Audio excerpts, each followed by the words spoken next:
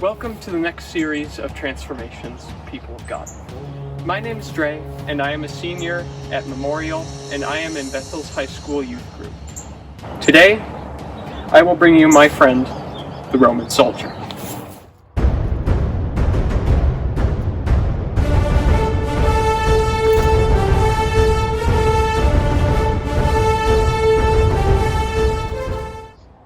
Salve. My name is Flavius, and I am a Roman soldier in the year 117 AD. As a Roman soldier, I am expected to be able to march 36 kilometers a day.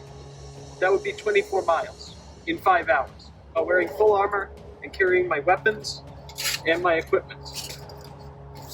We have a large rectangular shield, the scutum, which has rounded corners to fit around the body of the soldier. They are wide enough to be butted up against the shield of the other soldier in the line for protection when fighting in formation. I have been trained to swim and fight, but also to build bridges, to set up our own camps, and tend to my own injuries. We practice hand-to-hand combat with wooden swords, spears, and shields, which are much heavier than the actual weapons and equipment we use in real battle. The extra weight of these practice weapons trains us to fight on through exhaustion. To be a Roman soldier, you have to be able to take orders no matter how hard it is on both your mind and your body. You have to be disciplined in training and disciplined in battle. We train in the same formations and lines that we use in battle. Romans were the masters of the organized army, and organized armies were usually the best. One famous Roman formation was the testudo, Latin for tortoise. This formation protects us from attack by interlocking our shields at the front and on top. Soldiers in the back line would place shields over their heads to form a protective shell over the top, protecting us from enemy slings and arrows.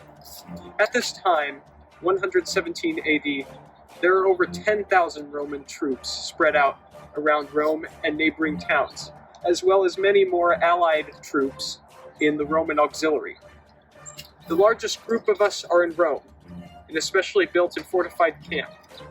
Soldiers stationed in Rome, including me, eventually became the emperor's private bodyguard, also known as the Praetorian Guard.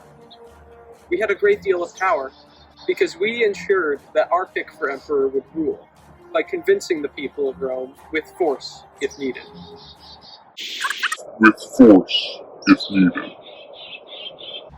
There were lots of different religious groups in Rome, and lots of beliefs and lots of different gods.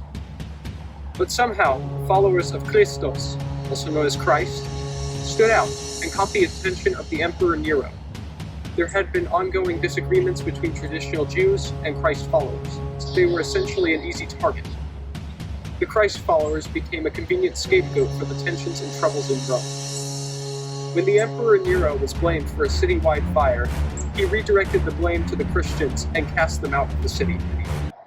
So when Paul, a known Christ follower, was traveling in Palestine while doing mission work, he was identified and offered up to the Roman Guard by Jewish opponents. Paul quickly found that he was not going to receive justice in Palestine, so he was taken by a military escort to Rome to appeal to the emperor. Paul, after all, was a Roman citizen, so he did in fact have the right to trial.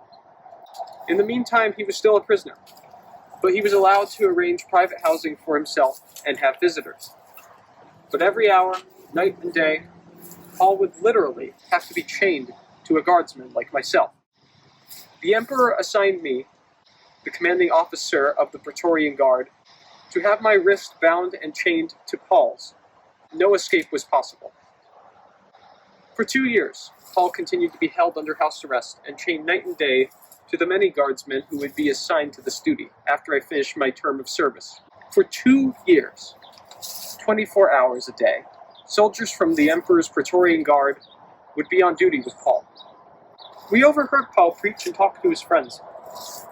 In the many hours Paul was chained to my wrist, there were many times I found myself being brought into a conversation with him about Jesus. While he was imprisoned, he wrote letters to the growing Christian communities throughout the Mediterranean to support them and share God's vision for the future of an organized body of Christ followers around the world. He also told them about his experience being imprisoned and chained to Roman guards.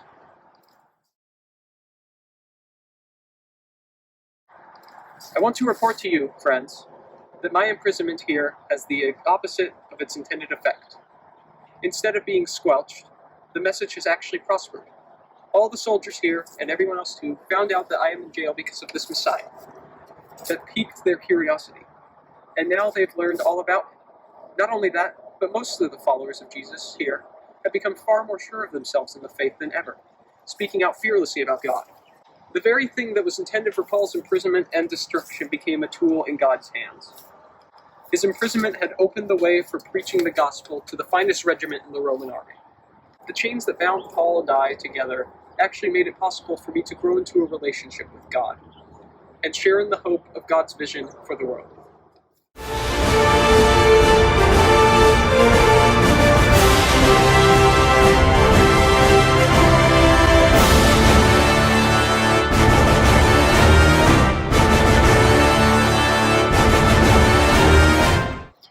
A fun fact about ancient Rome.